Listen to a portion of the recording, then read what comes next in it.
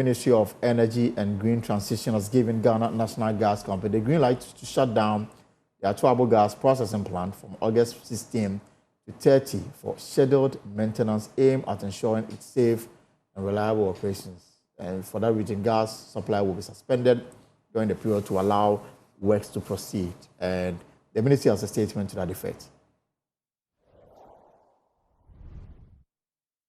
So that's the statement there for you on your screens. That's the Ministry of Energy statement. And soon we'll be speaking to the, let me bring in the Public Relations Officer of the Ministry of Energy to throw more light on this particular matter. And joining me via Zoom is Mr. Richmond Roxon. Richmond, so would this impact on power supply in the country? Good afternoon to you, and then good afternoon to your cherished listeners. Absolutely no, we don't expect any disruptions in power supply. We expect that, as has been the case in the last few months, all businesses, all homes, all residents, institutions will continue to have stable power supply within the period. And this maintenance is critical. It should have been done long ago. Upon assumption in office by this administration, one thing that came to light was that lots of maintenance works that had to be done, some planned or some scheduled maintenance, had all been deferred. And these decisions posed a threat to our energy security, because if you continue to defer some of these critical maintenance, you can have a situation where these plants, or depending on whether it's thermal or in this case Atuabo, will break down. And if it breaks down, you can imagine the impact of Atuabo on our national security, because they provide a critical backbone when it comes to power generation. So over the period, the minister responsible for energy and green transition, Honorable Jinapo, together with the stakeholders in the power sector, put together a plan to see some of these maintenance work go on. We've seen a number of plants that have undergone maintenance quietly, where they not come to your attention because of how it's been managed. At this time, the ministry deems it critical and the ideal time to be able to give the green light. And that is why Atuabo has been given the green light to shut down for about 15 days to be able to do this critical maintenance. But obviously, if this shutdown starts, the contribution to the mix from Atuabo obviously will not be coming. And that's why I asked early on, so how are we taking care of that shortfall? Oh, we've put in place mitigation measures. What the ministry has done is to make sure that there's availability of alternative fuels, what we call liquid fuels. And so some of the plants, I don't want to put the specific names out, some of the plants within the period will run on alternative fuels. Some will run on LCO, some will run on diesel, some will run on HFO. And the good news is that the provision we've made far exceeds what the deficit is. Right. And looking at comparing this to what we did in about 4 weeks ago, which some people mischievously christened as National Doomsday Day, this is about 40 or 35% of what we lost that day. On that day, we lost 245 million standard cubic feet. This is about 95 million. And so once we didn't experience any load shedding on that fateful day, that's July 13th, we expect that this will be seamless. And that's why we are confident that as ministry, that looking at the plans in place, the fuels in place, everyone must be rest assured that definitely power supply will be stable.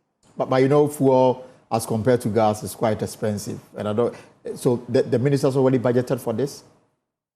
Yes, one of the critical reasons, in fact, primarily for the introduction of the additional 1 cedi to ESLA, which some people christen as Doomsday levy, is for liquid fuels. If you look at how much we spend approximately over $1 billion in liquid fuels. Last year alone, that's how much we spent. This year estimated to spend $1.2 billion. And that is why it was critical that will be made. That's pleaded with people that savings that has been made, we'll share in it to be able to ensure that we have stable fuel supplies for our power generation. So the good news is that yes, with the introduction, what it means is that at least now we have a dedicated fund for liquid fuels, which will go a long way to help when it comes to power generation.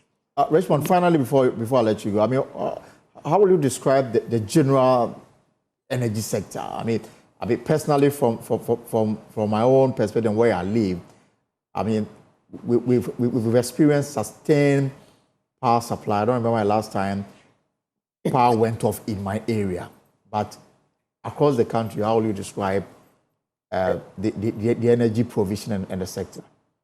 I mean, I'm smiling because the evidence on the ground is what you are testifying to. This administration inherited a very difficult energy sector.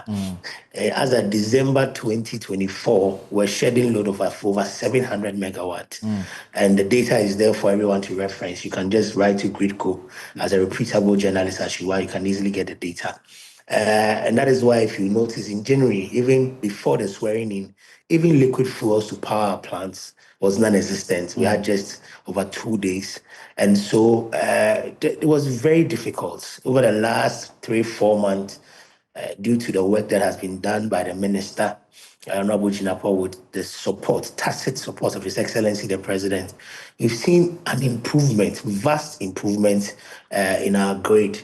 We have a better efficient system. We've seen ECG go into maintenance work, which had not been done in 2 years. We've seen injection of over 200 transformers onto the system. We've seen mass maintenance work. We've seen improvement in the transmission lines. When it comes to distribution lines, policy-wise, we've seen the government indicates that all MMDAs, as ministries, departments, and agencies, must pay for electricity consumed. And all in that, when you look at the cash waterfall mechanism, we've seen an improvement because over the period you had the cash waterfall mechanism, the revenue coming being diverted into other areas.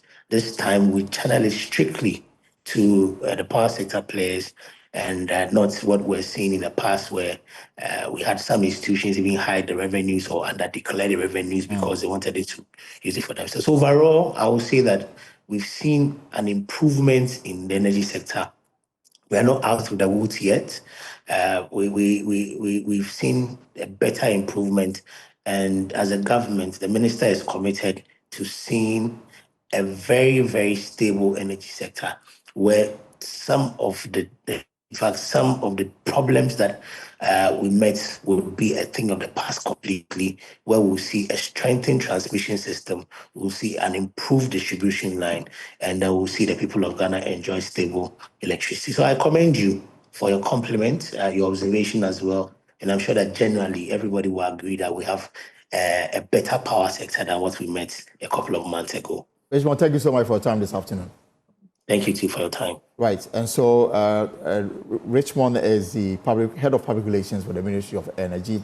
The news is that from the 16th to the 30th of this month, the Atuabo Gas processing plant will be shut down for routine maintenance work, and he says that it will not affect power supply in the country.